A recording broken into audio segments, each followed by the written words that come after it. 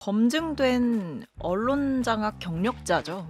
그러니까 저는 윤석열 대통령이 이렇게까지 뭐 아들 학폭 논란부터 시작해가지고 뭐 MB 정부 청와대 시절 홍보수석으로 있으면서 국정원 시켜서 제작했던 그런 문서들이 예. 이제 속속들이 드러나고 있는데 예. 이게 누가 봐도 사실 부적절한 인사잖아요. 음. 근데 꼭 골라도 이런 부적격자를 골라가지고 음. 굳이 이 리스크를 감당하고자 하는 이유는 이동관 특보가 과거 청와대 이명박 정부 청와대 때 앞장섰던 그 언론 탄압을 내 정권 때도 한 번 더 해달라라는 걸로 보여요. 그래서 검증된 뭐 실력자다 이렇게 여권에서는 평가를 하는 것 같던데 이제 검증된 괄호치고 언론 장악의 실력자다. 저는 그렇게 생각합니다. 예, 한 주간의 쟁점 있는 이슈를 패널들의 직감으로 예측하는 시간, 한판 직감 시간. 자, 오늘도 함께 하셨어요. 김용태 국민의힘 전 최고위원 어서 오십시오. 네, 국민의힘 김용태입니다. 네, 그리고 박성민 더불어민주당 전 최고위원 어서 오십시오. 네, 안녕하세요. 박성민입니다. 김용태 전 최고위원의 머리 모양이 좀 많이 바뀌었습니다. 네, 오늘 머리 잘못 만져가지고 잘못 만진 겁니까? 좀 실패했습니다. 제가 엄청 놀렸습니다. 대기실에서. 머리 왜 그러냐. 컨셉이냐고. 무슨 컨셉이냐고. 머리를 늘 정치는 올려야 된다라고 강조하셨는데 다음부터 꼭 올리겠습니다. 아니 뭐 괜찮아요. 안 올려도 돼요. 내추럴하고 좋았어. 본인이 좋아. 만지는 거예요? 네네. 예, 알겠습니다. 자, 일단 김용태 전 의원이 얼른 오길 기다렸는데 지난주에 이준석 전 대표가 김용태 최고가 알려줬다 하면서 사석에서 들었다. 국민의힘 안에는 이준석의 척추를 부러뜨려야 된다라고 말했던 사람의 말을 들었다라고 전했다고 하셨어요. 그래서 예. 맞습니까? 전에 들었는데 그 당시가 이제 언제요? 윤리위 윤리위 결정을 때. 앞두고 그 당시 이제 당내 여러 가지 이제 갈등이 있었을 당시에 이제 몇몇 의원분들이 그 더 정확히 말씀드리면 무신 정권 때 이희민 장군 당시 의종을 이제 반으로 폴더 접듯이 접어가지고 이제 했다라는 그 역사가 있잖아요. 그래서 이준석 전 대표를 정치 생명을 이제 그렇게 이제 해야 된다라는 식으로 이제 이야기를 하셨다라는 걸 저도 전해 들었었고. 윤석 전 대표를 폴더 접듯이 접어야 된다. 정치 생명을. 정치 생명을. 예, 그래서 아마 그것이 이제 윤리위 결정이라든지 이제 수사기관의 수사라든지 다 연계해서 말씀하셨던 것 같아요. 그런데 저는 좀 부적절한 말씀이었다라고 생각되고 그래서 그 당시에 이제 윤리위를 해산할 거냐 말 거냐 가지고도 사실 최고위 안에서도 여러 이야기들이 있었거든요. 예. 근데 결과적으로 윤리위를 해산하지 않았고 이제 윤리위의 결정을 이제 받아들였죠. 그렇군요. 그래서 이준석 전 대표는 계속해서 이제 국민의힘 내부에서 내년 총선까지 열심히 하겠다라는 입장이신 것 같아요. 그렇게 해야 된다고 저도 생각합니다. 예. 국민의힘 그래요. 내에서. 알겠습니다. 자, 일단 그 얘기는 여기까지. 자, 이동관 방통위원장 후보 얘기를 해보겠습니다. 지난주에 이제 인사청문회가 있었고 오늘 여야 간에 이제 보고 채택 문제로 실랑이가 좀 있었는데, 자, 이동관 후보 검증된 적격자일까 아니면 수사 대상자일까 질문입니다. 이 부분 누가부터 말씀 주실까요? 박성민 전 최고부터 말씀 주세요. 아니 뭐 검증된 언론 장악 경력자죠. 그러니까 저는 윤석열 대통령이 이렇게까지 뭐 아들 학폭 논란부터 시작해가지고 뭐 MB 정부 청와대 시절 홍보수석으로 있으면서 국정원 시켜서 제작했던 그런 문서들이 예. 이제 속속들이 드러나고 있는데 예. 이게 누가 봐도 사실 부적절한 인사잖아요. 근데 꼭 골라도 이런 부적격자를 골라가지고 굳이 이 리스크를 감당하고자 하는 이유는 이동관 특보가 과거 청와대 이명박 정부 청와대 때 앞장섰던 그 언론 탄압을 내 정권 때도 한 번 더 해달라라는 걸로 보여요. 그래서 검증된 뭐 실력자다 이렇게 여권에서는 평가를 하는 것 같던데 이제 검증된 괄호치고 언론 장악의 실력자다.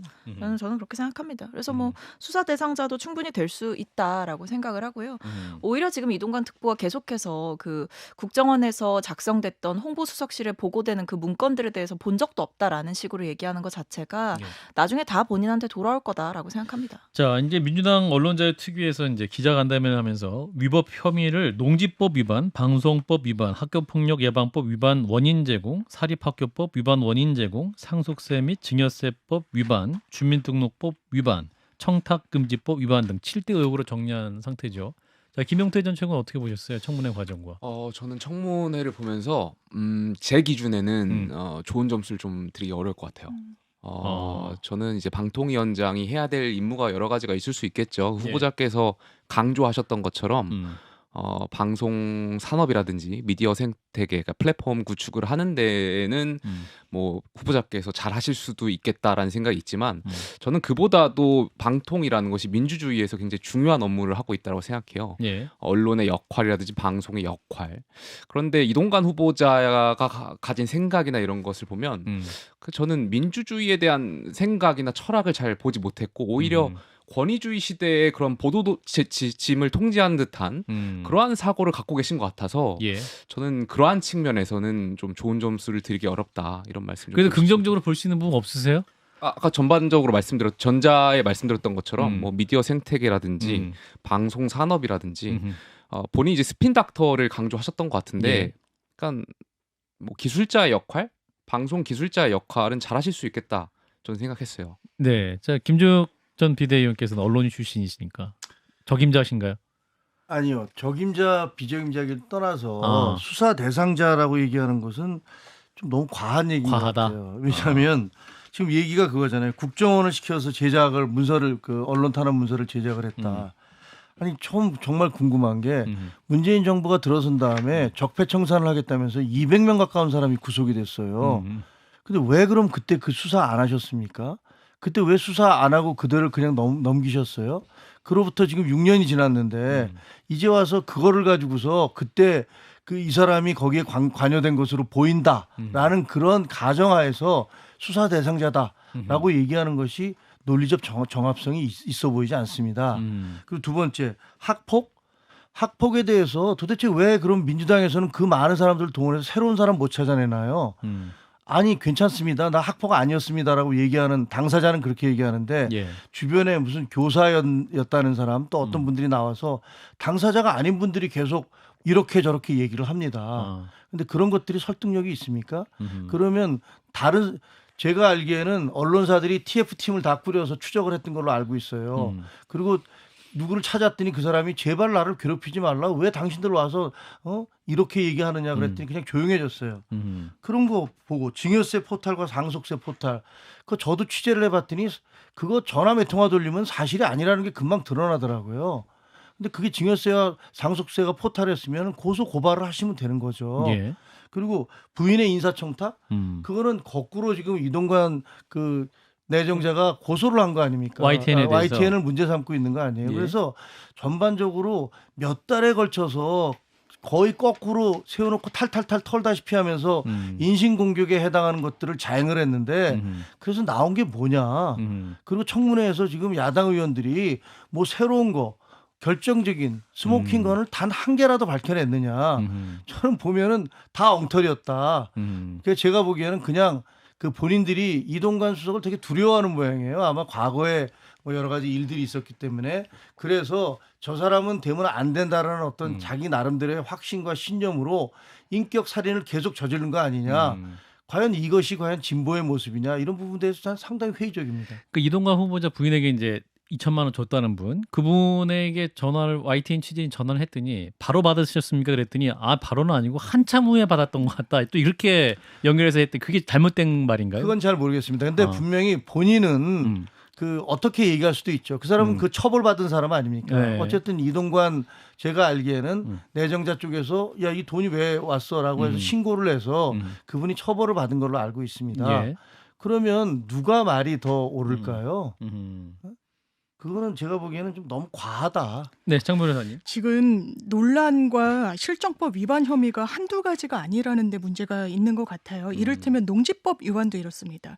그때 한겨레 사회부장이 쓴 칼럼이 있어요. 그 당시에 본인이 4년차 기자였다는 겁니다. 네. 그때 줄줄이 농지법 위반으로 이른바 이명박 정부의 초대 내각 그 장관 후보자들이 줄줄이 낙마했었거든요. 자연을 사랑했다 이러면서 농지법 위반을 막 옹호하고 과거 그랬었단 장관 말이에요. 후보자들에 대해서. 그렇습니다. 예. 그때 이동관 후보자의 전화를 받았다는 거예요. 당사자가. 그러면서 나 큰일 하게 한 번만 봐줘라는 취지였다는 겁니다. 아하. 그 저연차 기자에게 유력 일간지의 정치부장까지 보내신 분이요.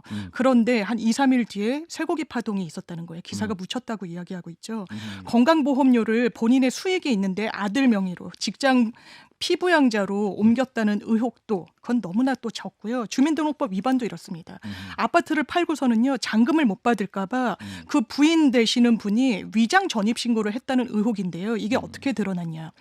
왜냐하면 전입신고는 됐는데 그렇다면 실거주를 해야 현재 법령 위반이 아닌 겁니다. 그런데 겨울에 전입신고를 한 몇 달 산 걸로 되는데 가스요금이 0으로 나왔어요. 전혀. 이 난방을 하지 않았던 겁니다. 난방료가 0원이기 때문에 이 부분과 관련해서 실제로 살았냐. 결정적 한 방이 없는 게 아니라요. 너무 여러 방이 있어서 오히려 집중이 흩어져서 이분은 문제가 되고 있는 것이고요.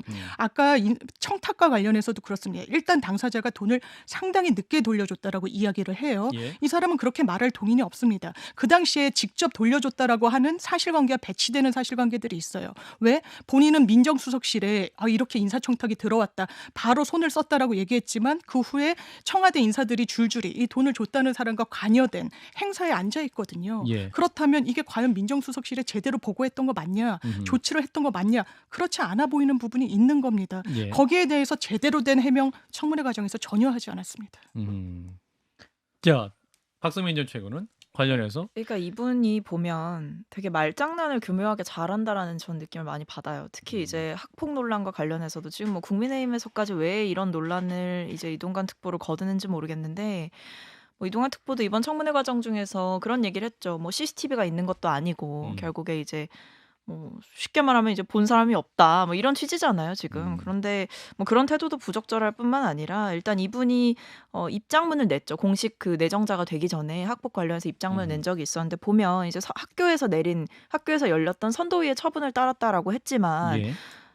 그 특보의 해명관은 배치되게 선도위가 열리지 않았다는 게 드러났고요. 그리고 뭐 담당 교사의 증언, 1학년 때 교사의 증언에 따르면 진술서를 쓸 때까지만 해도 화해는 하지 않았다라는 거죠. 근데 이제 보면 지금 계속 강조하는 건 그 학폭 피해자 4명 중에 1명과는 뭐 사실상 학폭이 아니고 그냥 친구처럼 잘 여전히 지내고 있다. 이걸 계속 강조하면서 논점을 피해가는데 선도위가 열리지 않았던 부분에 대해서는 도대체 특보의 구체적인 해명은 무엇이며 하나고 이사장에게 전화를 한 것도 어느 학부모가 이제 본인 자녀 문제를 두고 이사장과 직통으로 전화를 하겠습니까? 사실 이것만 보더라도 이 부모가 좀 부정하게 본인의 권력과 사회적 지위를 이용해서 이 학폭 논란을 은폐하려고 했던 것 아니냐라는 의혹이 들 수밖에 없는데 이사장에게 원래부터 아는 지인이어서 지인이기 때문에 전화했던 거 이사장에서 전화했던 것이 아니라 근데 이분은 원래부터 뭐 맨날 아는 그렇게 얘기를 지인이었다고 하시더라고요. 해명을 네. 합니다. 계속 그런 식으로 얘기를 하시는데 예. 이건 누가 봐도 문제의 소지가 있죠. 아는 사람이어도 이런 상황이면 오히려 적법한 절차를 따르는 방식, 학교의 처분을 기다리는 방식으로 가야지 이사장에게 전화를 했다는 건 문제될 거 몰랐을까요? 알면서도 본인 아들 지키려고 그렇게 한 겁니다. 아니 이때 저도 부모인데 저 같았을 때 전화했을 것 같아요. 전화해서 그때 요구한 게 그거잖아요.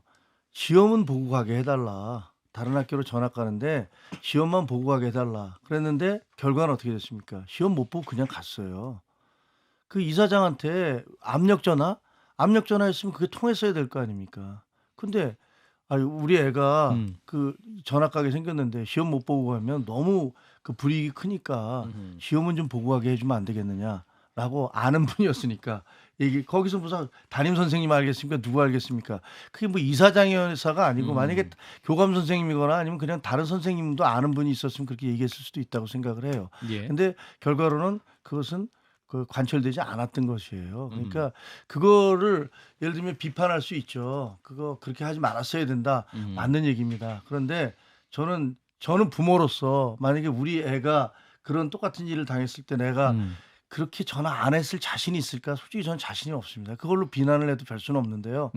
그게 부모 자식 간의 관계였다는 사실을 너무 도외시하지는 않았으면 좋겠습니다. 근데 저는 그렇게 이사장한테 시험은 보고 가게 해달라라고 얘기하는 것 자체가 특혜라고 생각합니다. 그러니까 그걸 요구할 수 있는 것도 몇 안 될걸요? 학부모들이 그렇게 내 자식 전학 가는 시기까지 좀 조율해 보려고 시도하는 것 자체가 어려울 겁니다. 보통 사람들이 이사장 전화번호 구해서 전화를 한다고 해도 받아줄지 의문이잖아요. 예. 그뿐만 아니라 이제 학폭위가 하나고에서 이제 째려만 봐도 학폭위가 열렸다 이런 얘기가 들려오던데 왜 이 사람 그러니까 이동관 특보의 아들의 경우에는 열리지 않았냐 그리고 해명 자료에 있었던 그 선도위에 따라 그 처분에 따랐다라고 얘기하는 거는 왜 거기에 대해서 제대로 지적이 들어오니까 반박을 못하냐 이런 부분들에 대해서 저는 투명하게 얘기를 해야지 자꾸만 그 피해자 4분 중에 1명을 찝어서 그게 사실은 지금 잘 지내고 있고 그 친구가 더 이상 거론되길 원하지 않는다. 뭐 2차 가야 돼. 이런 식으로 나오는 거는 좀 교묘하게 논점을 흐리는 거라고 생각합니다. 그러니까 학폭이 있었던 것은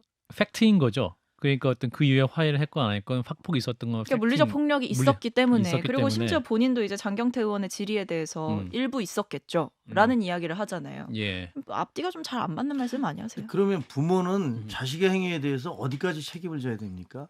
예를 들면 자식의 학폭에 대해서 그거 예를 들어서 이것을 막기 위해서 외압을 가하고 그러면 분명히 비난을 받을 수 있죠. 근데 거기서 나온 외압이라는 건 지금 전화를 했다. 이사장에게 전화를 해서 시험을 보고 가게 해달라는 건데 그럼 그거 실현되지 않은 건데요. 근데 이동관 자식이 특보가 예를 들면 학폭을 했으면 그 부모는 무제한으로 비난을 받아야 됩니까?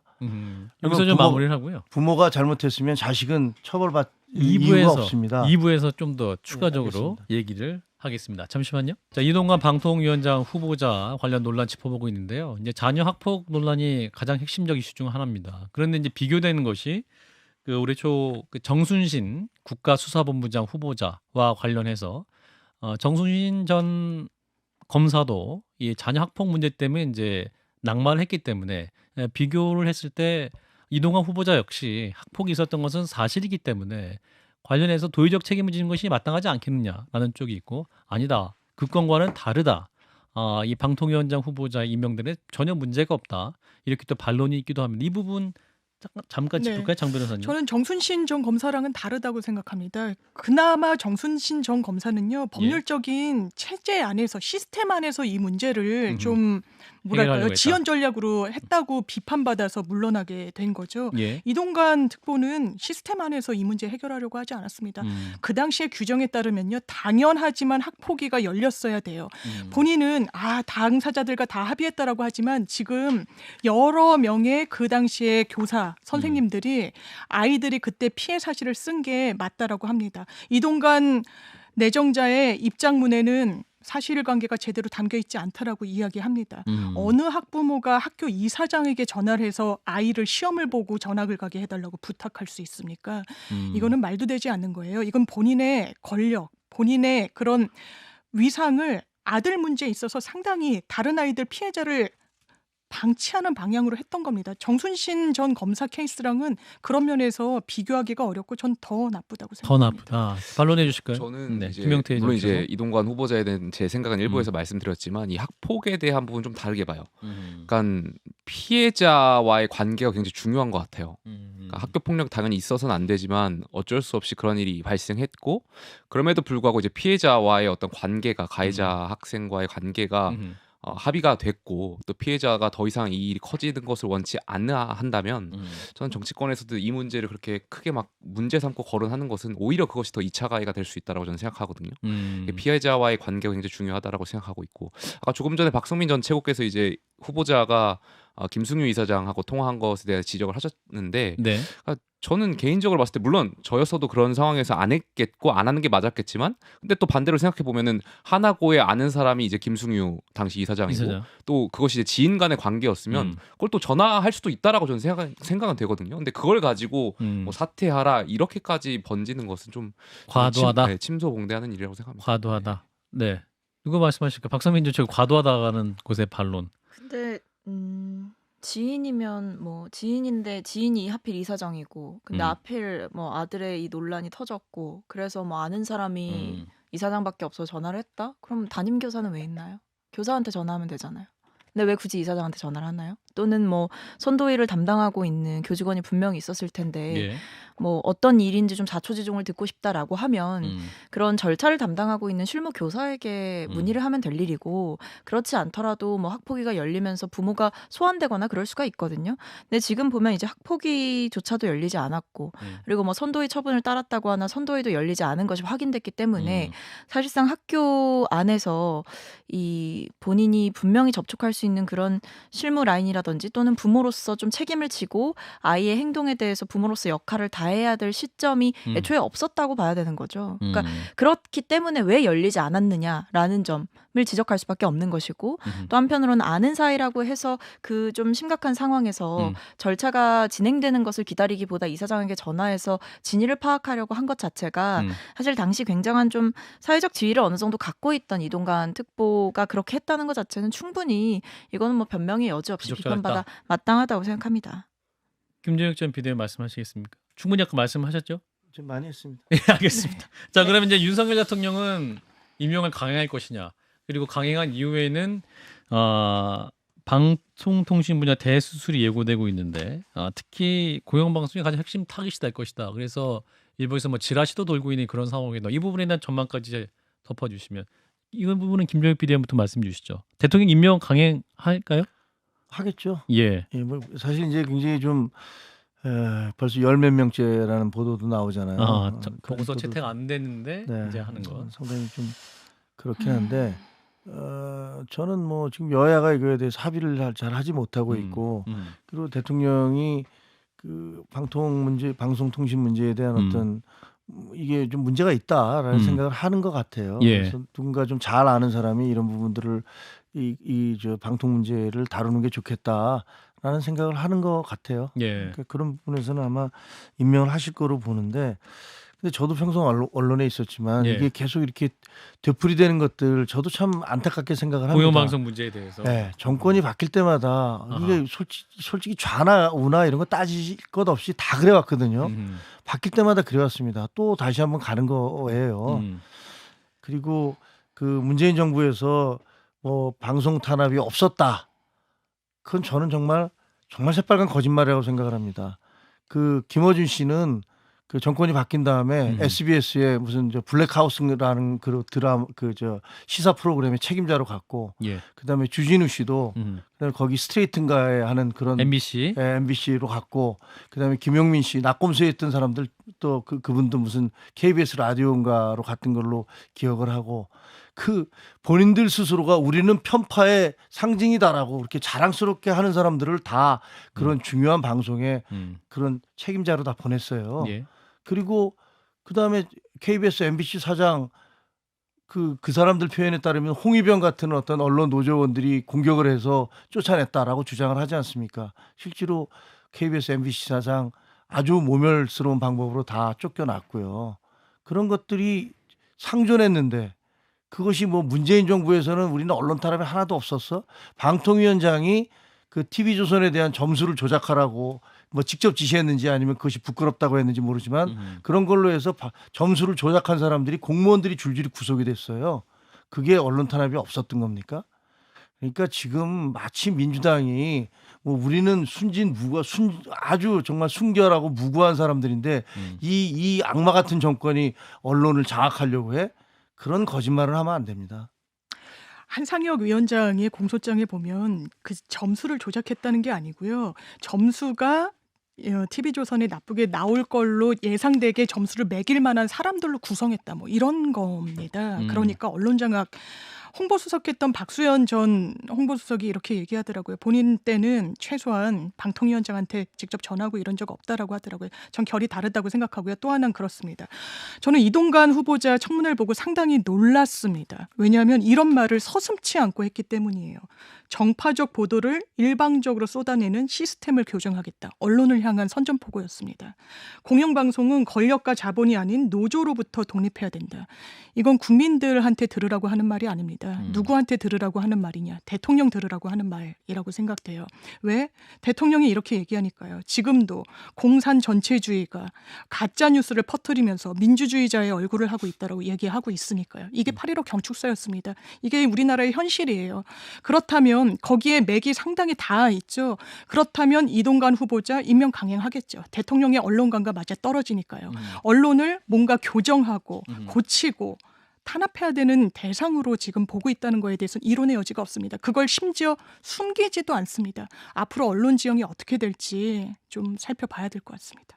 네, 이 얘기는 여기까지 마무리하겠습니다. 자, 이어서 윤석열 대통령이 귀국했습니다. 한미일 정상회의를 마치고 그래서 캠프 데이비드 3국 정상회의를 계기로 한미일 협력의 새로운 시대가 열렸다. 대통령이 오늘 또 국무회의에서 발언도 있었는데요. 어떻게 평가해야 될 것인가? 룰메이커 격상인가? 아니면 들러리 외교인가? 라는 부분인데요. 어떻게 판단하시는지 먼저 저는 굉장히 든든했다라는 생각이 좀 들었어요. 김용태 전 그러니까 최고 이 든든했다. 한미일 정상회담이 음흠. 무엇보다 더 제가 강조하고 싶은 것은 제도화했다라는 거에서 굉장히 큰 의미를 두고 싶거든요. 그러니까 한미일 각 3국이 국내 정치에 따라서 정상들이 바뀌더라도 뭐 여야 상황이 바뀌더라도 예. 어떠한 순간에더라도 이제 물론 그것이 다시 뒤돌아갈 수도 있고 한미일 정상회담은 안 열릴 수도 있겠지만 물론 그럼에도 불구하고 이번에 제도화하면서 그러한 가능성을 굉장히 줄여나갔다라는 것 거기에 굉장히 큰 의미가 있다라고 생각하고요. 그리고 우리 그 근대사를 보면 어떻게 보면 우리 근대사가 그 제국주의와의 싸움에서 결과적으로 이 제국주의를 반대했던 것이 미국이고 예. 어떤 식민지를 하고 하는 나라에서부터 벗어나서 미국이 시장이라든지 어떤 산업을 키워가면서 성장해 나갔던 나라잖아요. 그리고 예. 거기에서 한미일이 어떻게 그런 가치를 공유하고 있는 나라인 거고 그러한 가치의 연대의 차원에서 저는 한국이 어떤 중추국가로서 중심국가로서 그런 제국주의를 반대하고 앞으로 이러한 자유 연대 이러한 것을 핵심 국가로서 자리 잡을 수 있다라는 것 자체가 좀 국민의 한 사람으로서 굉장히 기분 좋았습니다. 예, 높이 평가할 만한 예. 한미일 정상회의였다. 자, 박성민 전 최고 어떻게 보셨어요? 이번 한미일 정상회담 결과? 저는 받아야 할 돈을 좀 받아오라고 보냈더니 이제 잘못 보증을 서고 왔다라는 생각이 들었는데요. 보증만 서고. 네, 그러니까 손해가 크다라고 생각을 합니다. 물론 뭐 의미 있는 결과도 분명히 있겠죠. 하지만 리스크가 상당해 보입니다. 왜냐하면 일단 한 3가지 정도가 있는데요. 예. 일단 대만 해협 문제, 그러니까 예를 들면 대만 해협에서 무력 충돌이 일어났을 때 또는 한반도가 전쟁의 상황이 되었을 때 이때에 뭐 대만 같은 경우에는 우리가 어느 정도 거리를 유지하고 있었던 그 외교적 전략이 있었는데 예. 이번 한미일 정상회의를 계기로 이제 미국의 반중 노선에 완벽하게 편승했다라고 생각을 합니다. 그래서 어느 정도 이 대만 해협에서 만약에 물리적 충돌이 발생하게 된다면 여기에서 한국이 발을 뺄 수가 있겠느냐.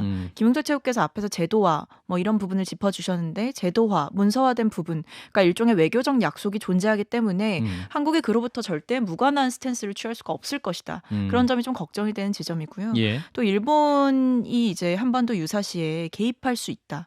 이런 여지 자체를 열어놓는 것도 상당히 위험하다라고 생각을 합니다. 그래서 먼저 군사적으로든 그 부분을 짚어볼 수가 있을 것 같고 예. 그리고 우리나라의 국익 차원에서 보더라도 결국에 우리나라는 좀 지정학적으로도 그렇고 경제 안보 면에서도 그렇고 사실은 이 중국과의 관계를 미국과 일본보다는 좀 더 특수하게 관리해야 될 책임이 있잖아요. 예. 근데 이런 면에서 봤을 때 미국의 그 선명한 그 갈등 구조에 우리가 사실상 행동대장으로 나서게 되는 것이 아닌가. 그러니까 미국 입장에서는 이 한미일 거의 준동맹이죠. 이런 그 협력 체제를 활용해서 이 대중국 견제에 있어서 좀 더 편을 만들려고 하는 아시아 지역에서 편을 좀 더 만들려고 하는 노선이 분명히 있잖아요. 예. 근데 여기에서 우리가 좀 지혜로운 전략적 모호성을 완전히 버리고 결국에 그 문서에 보면 이제 중국을 명시적으로 적으로 사실상 상정하는 표현들이 나온단 말입니다. 거기에 동조를 하게 됐기 때문에 더 이상 중국과의 이 관계 설정이나 전략 설정이 굉장히 폭이 많이 좁아졌다. 그러니까 한국의 운신의 폭을 많이 좁힌 우리나라의 특수성을 고려하지 않은 윤석열 대통령의 일방적 폭주다라고 생각을 합니다. 예. 그래도 안보적인 측면에서는 좀 나아진 부분이 있으니까 긍정적으로 평가하시는 부분은 없습니까? 장 변호사? 저는 아까 가치 동맹의 든든함을 평가하는 분들도 당연히 계실 거라고 네. 생각해요. 그런데 외교는 가치보단 실리 아니겠습니까? 왜냐하면 미국만 해도 그렇습니다. 지금 한미일 사실상의 미니 나토, 사실상의 동맹 이야기까지 나오죠. 뭔가 어깨를 나란히 하고 국격이 좀 올라간 것처럼 느껴지는데 거기에 더해서 뭐가 있습니까? 지금 미국이 어떻게 하고 있습니까? 미국은 국무장관, 경제부처 장관들 중국을 가고 있죠. 굉장히 깍듯이 인사하는 장면이 굉장히 화제가 되기도 했었습니다. 뭔가 견제를 하면서도 소통을 하고 있죠. 대한민국은 뭘 하고 있습니까? 그냥 경색돼 있습니다. 한중일 관련해서 계속 한국과 일본이 중국의 협조 그리고 같은 참여 요청하고 있지만 중국 움직이고 있지 않습니다. 왜? 대한민국이 지금 이런 구도 속에서 스스로 중국과의 관계를 상당히 닫아버리는 측면이 분명히 있거든요. 예. 한편으로는 미국도 중국과 소통하는데 우리는 뭘 하고 있는지 윤석열 대통령한테 묻지 않을 수가 없습니다. 왜? 중국은 그만큼 대한민국 가치를 공유하고 그래서가 아닙니다. 경제적으로 얻어낼 대상인 국가이기 때문이에요. 굉장히 많은 한국의 기업들이 진출해 있기도 하고요. 예. 그런 사실관계를 몰각시키고 가치, 이념, 공조, 동맹 이것만으로 하면 국민들이 그냥 박수치기는 좀 어려운 측면이 분명히 있습니다. 동의하기 참 어려운데요. 자, 중국이 만약에 대만을 침공하면 그러면 우리는 그냥 지켜만 보고 있어야 되나요?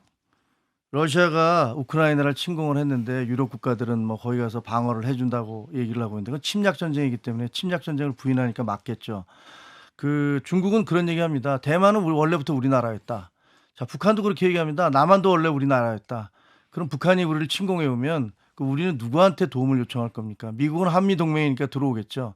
그럼 다른 나라들은 왜 우리나라를 와서 도와줘야 됩니까? 그건 니네 나라인데 우리가 왜 도와줘야 되지? 그렇게 얘기하면 우리 뭐라고 그럴 겁니까? 첫 번째 그거고, 두 번째 중국과의 관계 설정. 중국은 그동안에 저희 나라에 대해서 우리나라에 대해서 대한민국에 대해서 우리가 고개를 숙이면 숙일수록 그렇게 훨씬 더 군림하는 자세를 보여줘 왔어요. 문재인 정부 때 가서 큰 봉우리 작은 봉우리 얘기하면서 국빈 방문회 가서 혼밥하고 돌아왔는데 그래서 중국이 우리한테 뭐 하나 제대로 해준 거 있습니까?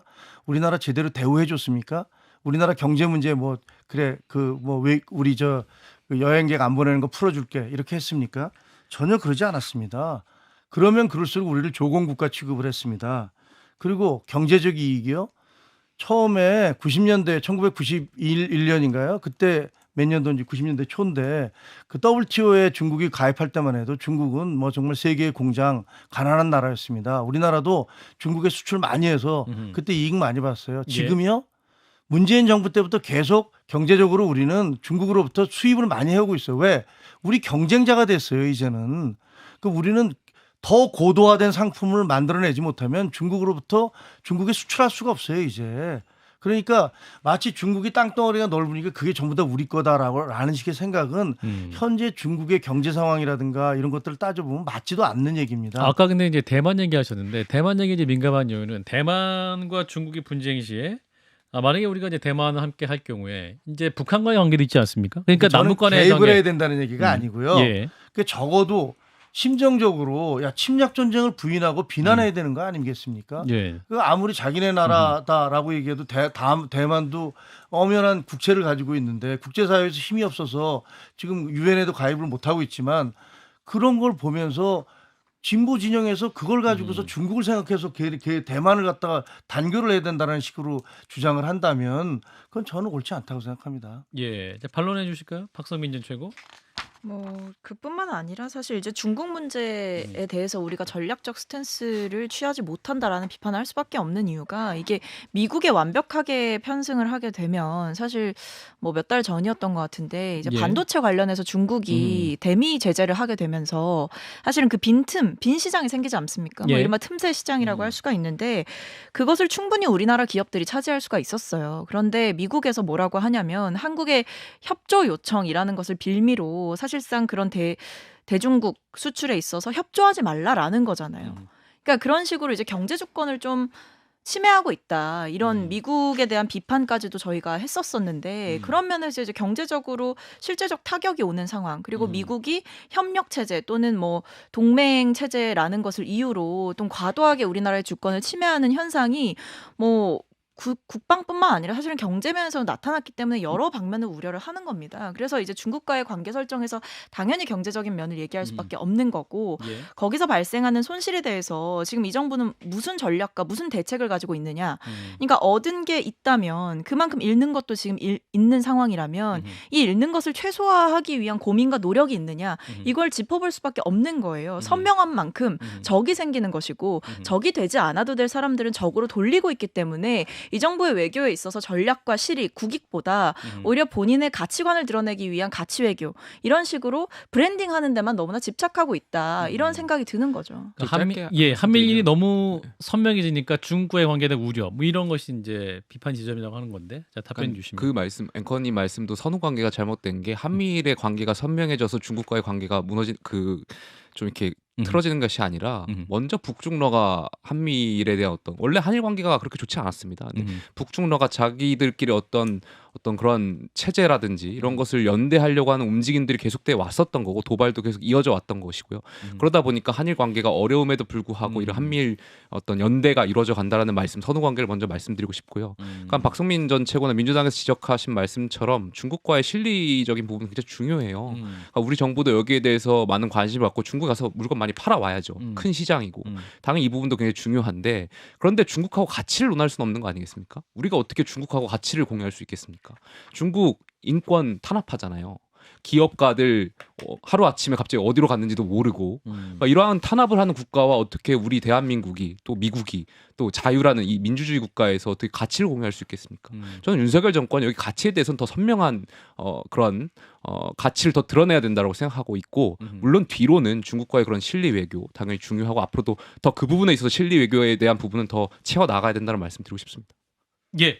자, 한미일 정상회의 얘기 여기서 마무리하고요. 자, 하나만 더 하고 이제 오늘 마무리하겠습니다. 자, 이재명 대표 불체포 특권 포기를 선언했죠.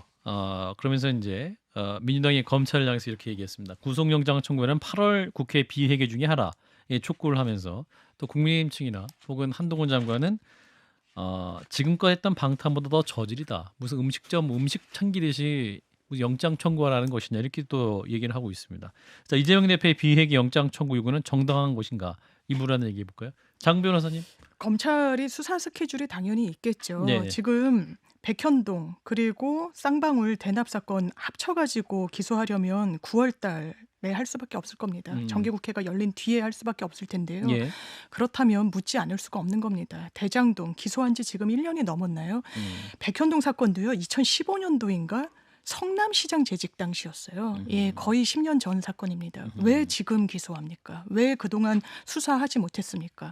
대장동 공소유지 안 될 것 같으니까 백현동으로 하고 원래는 변호사비 대납으로 하다가 갑자기 북한에 대금을 대납했다라고 프레임이 완전히 전환되고 검찰이 이러니까 정치적인 수사라는 비판을 자초하는 겁니다. 물론 8월에 하라, 9월에 하라 피해자가 요구할 수 없죠. 진작에 수사 왜 하지 않았느냐고 묻는 겁니다. 자, 이 부분 답변해 주세요. 김종익 비대위원. 아니 대장동 사건은 김만배, 남욱 등이 지금 구속돼서 재판을 받고 있잖아요.